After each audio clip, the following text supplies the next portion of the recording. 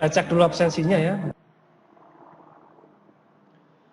Oke ya, kemarin kita sudah membahas tentang setiap data elektronis apakah sama dengan basis data.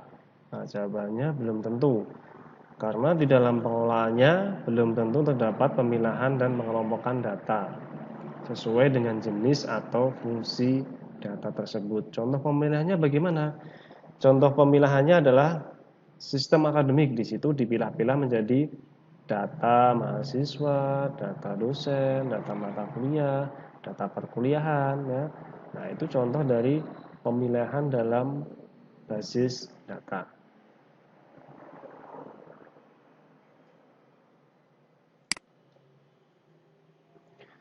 Kemudian kita masuk ke komponen basis data. Di dalam suatu basis data tentunya terdapat beberapa komponen. Dan komponen itu harus saling melengkapi. Jika salah satu komponen tidak ada, nah itu tidak bisa disebut sebagai basis data. Komponennya apa saja sih? Komponennya ada data, ada hardware, ada softwarenya, ada user yang menggunakan. Kita mulai dari data. Data tersimpan secara terintegrasi dan dipakai secara bersama-sama. Ini merupakan suatu tujuan dari basis data. Ya. Jadi datanya juga harus ada, ini penting. Yang kedua adalah hardware. Apa itu hardware? Hardware adalah perangkat keras yang digunakan dalam mengelola sistem database. Kemudian ada software atau perangkat lunak perantara antara pemakai dengan data fisik. Perangkat lunak dapat berupa database, manajemen sistem, dan berbagai program aplikasi. Yang keempat, tentunya adalah pengguna atau usernya. Nah, sebagus apapun basis data, sebagus apapun hardware, softwarenya, tapi kalau tidak ada yang pakai, ya tidak akan bisa disebut sebagai basis data. Nah, itu komponen-komponen yang ada di dalam basis data. Kita singgung lebih jauh ya, di mana hardware itu biasanya berupa perangkat komputer, standar media penyimpan, sekunder, dan media komunikasi untuk sistem jaringan. Kemudian ada operating system atau OS atau sistem operasi, yaitu merupakan perangkat lunak yang memfungsikan, mengendalikan seluruh sumber daya dan melakukan operasi dasar dalam sistem komputer. Kemudian harus sesuai dengan DBMS yang digunakan. Jadi sistem operasi yang dipilih, yang digunakan itu harus sesuai. Sesuai itu berarti kompatibel dengan DBMS, Database Management System yang digunakan. Nah, contoh sistem operasi ada Windows, ada Linux, ya, ada Unix, ada Macintosh, dan masih banyak yang lainnya. Kemudian ada database. Database yaitu basis data yang mewakili sistem untuk dikelola. Sebuah sistem basis data bisa terdiri dari lebih dari satu basis data. Ya. Jadi dalam suatu sistem basis data itu bisa lebih dari satu basis data. Database Management System, perangkat lunak yang digunakan untuk mengelola basis data ya, itu bisa di base, Workbase, Airbase, Microsoft Access, Microsoft Workflow, Borderline Paradox, ya, itu adalah contoh sederhana dari DBMS, ya. DBIS, Pokbis, Airbis, Akses, Postpro, Burulan. Ya. Kemudian ada juga contoh kelas yang kompleks. Contohnya apa? Contohnya Burulan Interbase, Microsoft SQL Server, Oracle, Informix, Sybase, dan lain-lain. Kemudian kita masuk ke user atau pengguna, yaitu orang-orang atau manusia yang berinteraksi dengan sistem basis data, mulai dari merancang sampai yang menggunakan di tingkat akhir. Nah, dari yang analisa, merancang, yang membuat, nah, sampai tingkat paling akhir apa itu? Pengguna, usernya, penggunanya, tingkat paling akhirnya ya. Kemudian ada optional software, yaitu perangkat lunak sebagai pelengkap untuk mendukung basis data. Itu bersifat opsional, ya. Boleh dipakai, boleh tidak.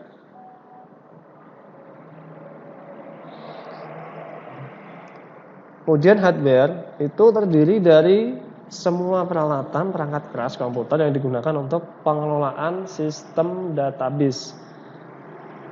Contohnya apa? Ya bisa berupa peralatan untuk menyimpan database, ada hard disk, disket, flash disk, CD, hard disk eksternal. Nah, kemudian ada peralatan input, ada keyboard, ada scan, ada kamera digital, output. Ya. Keyboard, ya itu jelas Anda tahu keyboard ya untuk mengetik ya, scanner untuk menyekan ya, kamera digital, output itu bisa layar monitor, printer ya. Itu adalah hardware. Contoh lainnya apa? Ya, peralatan komunikasi data. Bisa pakai Ethernet, bisa sampai modem. Ya. Terus selanjutnya ada software. Software di sini berfungsi sebagai perantara atau interface antara pemakai dengan data fisik pada database. Kemudian software pada sistem database itu dapat berupa Database Management System (DBMS) yang menangani akses terhadap database, sehingga pemakai tidak perlu memikirkan proses penyimpanan dan pengelolaan data secara detail. Jadi DBMS di sini digunakan untuk mempermudah pemakai.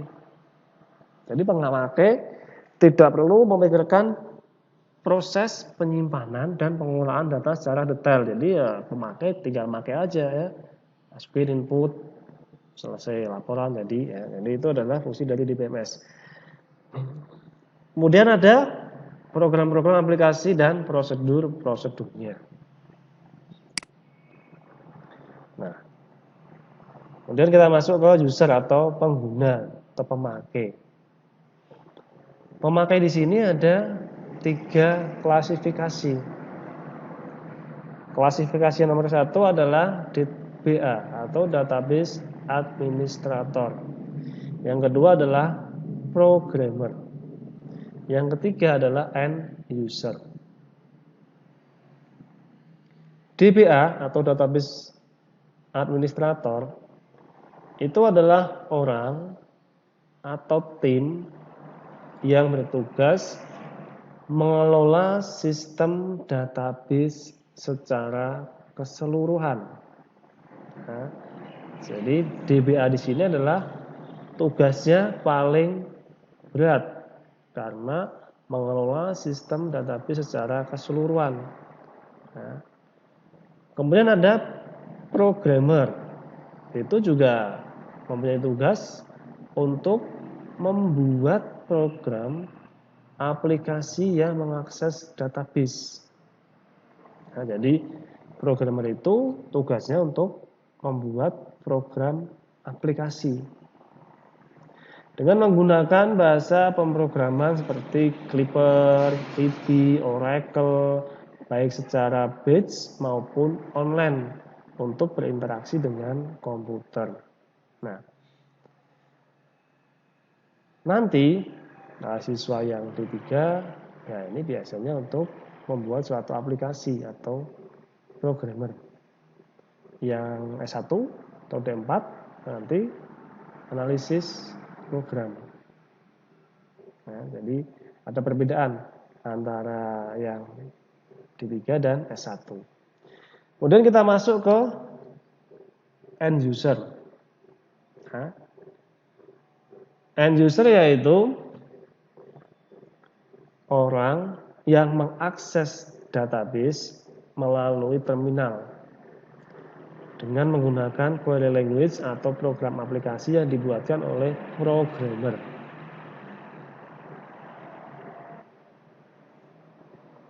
End user itu adalah penggunanya, ya, pengguna di dalam DPMS itu namanya end user atau pengguna terakhir, ya.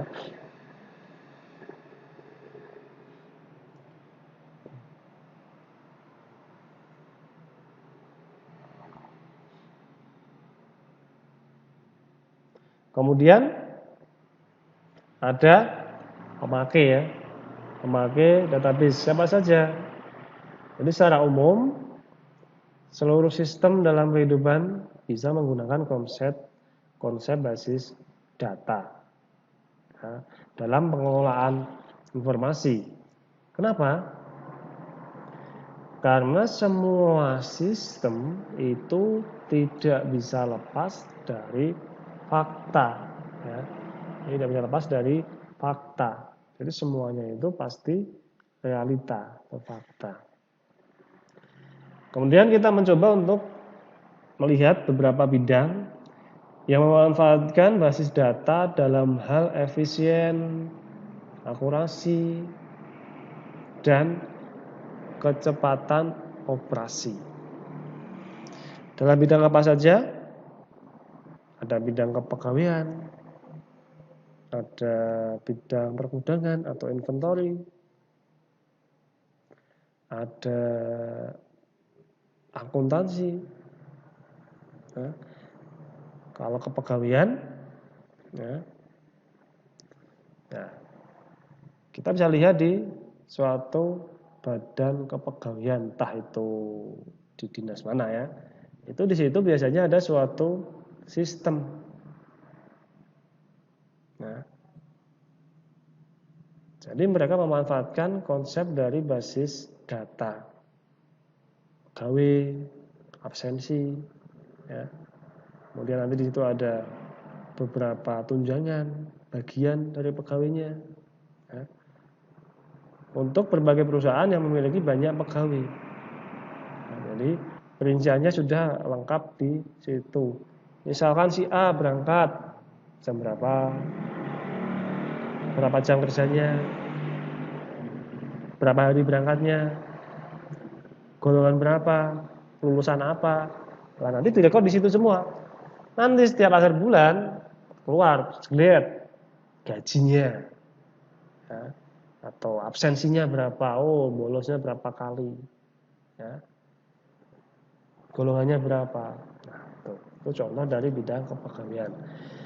Pergudangan, nah ini jelas, ya. Jadi misal ada barang masuk, barang keluar, ya kan, barang apa saja yang diminati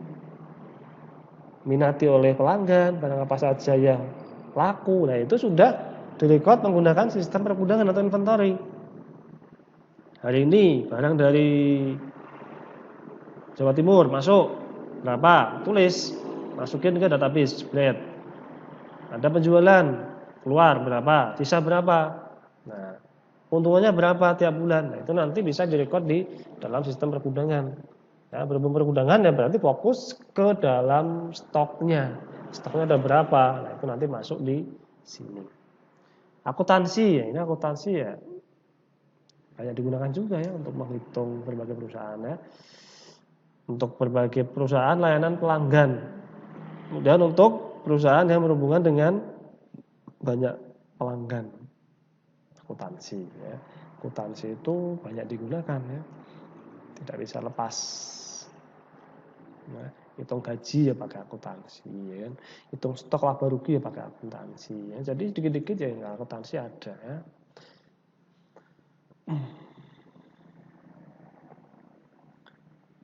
Kemudian di sini ada bentuk-bentuk perusahaan yang memanfaatkan basis data lagi. Perbankan juga, pakai kan perbankan kan? Ya. Dia mau mengelola data nasabah, siapa saja nasabahnya, ya. Tabungannya berapa, ya. Minjem, ya jelas di bank juga ada yang minjem ya. Jadi di bank tidak mungkin cuma nabung-nabung aja, tidak mungkin ya. Jadi ada yang pelanggan atau nasabah yang peminjam. Ya, jadi nabung, ya ada yang minjam. Ya. Kemudian untuk pembuatan laporan akuntansi, akuntansi lagi, ya kan? Jadi akuntansi ada di mana-mana ya. Jadi kalian kuliah akuntansi juga nggak akan rugi. Ya. Kemudian untuk pelayanan informasi pada nasabah dan lain sebagainya, ya, perbankan, itu nasabah, ya, peminjaman, jangkanya berapa, bunganya bagaimana, flat atau naik atau turun atau bagaimana, ya. Nah itu perhitungannya atau teorinya sudah menggunakan konsep dari basis data. Kemudian ada pendidikan atau sekolah atau di dalam kampus. Data mahasiswa. Kemudian penjadwalan kuliah. Nilai. Nah, dosennya juga masuk. Jadi hari ini misalkan hari Senin. Siapa dosennya? Jadwalnya apa? Siapa saja yang ikutin kuliah? Nah, itu ada di situ nanti ya. Jadi Anda pun juga akan ada di situ karena tadi yang di awal bilang adalah nyata atau fakta. Mahasiswa itu adalah nyata, fakta. Jadi kalian nanti ikut kuliah berapa kali, ya kan? Tugasnya bagaimana? Ya. Ujian midnya bagaimana? UASnya bagaimana? Nah, nanti keluar sebuah nilai Anda satu semester ada berapa ya. Yang baik ya alhamdulillah, yang jelek ya diperbaiki. Nah. Kemudian ada lagi rumah sakit. Ya. Kalau rumah sakit, contohnya adalah melakukan pengelolaan histori penyakit. Ya. Atau pengobatan pasien. Jadi pasiennya siapa saja, sakitnya apa aja, nanti bisa direkod di basis data. Sewaktu-waktu nanti ada keluhan lagi, nah, cari namanya siapa. Namanya misalkan A, si A sakit, cek, oh udah pernah ke sini. Dulu sakitnya ini. Lah itu untuk mendeteksi suatu penyakit. Nah, histori atau sejarah penyakit yang ada. Selain menangani penyakit, histori penyakit, juga untuk pembayaran perawatan. Ya. Biayanya berapa? Ya. Jadi itu fungsi di dalam rumah sakit. Kemudian di dalam telekomunikasi, dalam melakukan pengolahan data administrasi kabel atau data pelanggan. Nah, itu juga bisa direkod di dalam basis data telekomunikasi. Bisa juga kalau ada gangguan. Nah, itu contoh atau bentuk perusahaan yang memanfaatkan basis data. Selanjutnya, perbedaan dari file management system dan database management system. Kalau file management system,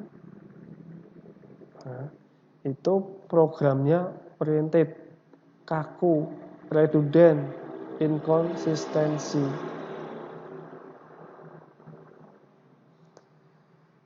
Kalau database management system, data oriented, luwes atau fleksibel.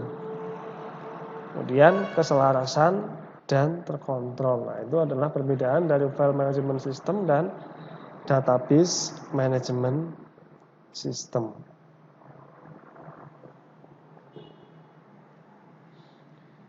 Program oriented yaitu adalah susunan data di dalam file, distribusi data pada peralatan storage, dan organisasi filenya dipilih sedemikian rupa sehingga program aplikasi dapat menggunakan secara optimal. Kemudian data oriented adalah susunan data organisasi file pada database dapat dirubah, begitu pula strategi aksesnya tanpa mengganggu program aplikasi yang sudah ada. Nah, itu adalah program dan data oriented. Kemudian tujuan dari DBMS, tujuan dari Database Management System. Yang pertama adalah kecepatan dan kemudahan atau speed. Basis data memiliki kemampuan untuk mengelompokkan, mengurutkan, bahkan perhitungan matematis sehingga pengguna dapat melakukan penyimpanan, perubahan atau manipulasi dan menampilkan data secara cepat dan mudah, meningkatkan performance. Jadi di sini adalah kecepatan atau speed. Yang selanjutnya adalah efisiensi ruang penyimpanan. Dengan basis data kita dapat meminimalisasi redundansi atau menghilangkan redundansi data yang tidak penting. Jadi data-data yang tidak penting, data yang kembar itu bisa dihilangkan. Baik dengan menerapkan pengkodean atau dengan membuat relasi-relasi antara kelompok data yang saling berhubungan. Nah, selanjutnya ada kebersamaan pemakai atau shareability, di mana suatu basis data dapat digunakan oleh banyak user dan banyak aplikasi. Contoh misalnya, data mahasiswa pada suatu perguruan tinggi dibutuhkan oleh banyak bagian. Contohnya bagian akademik, bagian keuangan, kemahasiswaan, dosen, perpustakaan. Ya. Maka tidak harus semua bagian memiliki catatan data mahasiswa. Paham ya? Data mahasiswa itu digunakan banyak bagian. Apa tadi? Ada akademik, keuangan, mahasiswaan, dan perpustakaan. Nah, tapi setiap bagian itu tidak harus memiliki catatan data mahasiswa, cukup disediakan oleh sebuah basis data. Saya tekankan adalah sebuah basis data, jadi cuma satu tok. Ya, dan semua bagian bisa mengakses data sesuai dengan kebutuhan atau keperluan yang ada. Satu data mahasiswa digunakan oleh banyak bagian. Kemudian menangani data dalam jumlah yang besar. Kemudian meniadakan duplikasi dan inkonsistensi data. Ya, jadi data yang sama dihilangkan. Keamanan. DBMS dilengkapi dengan fasilitas manajemen user.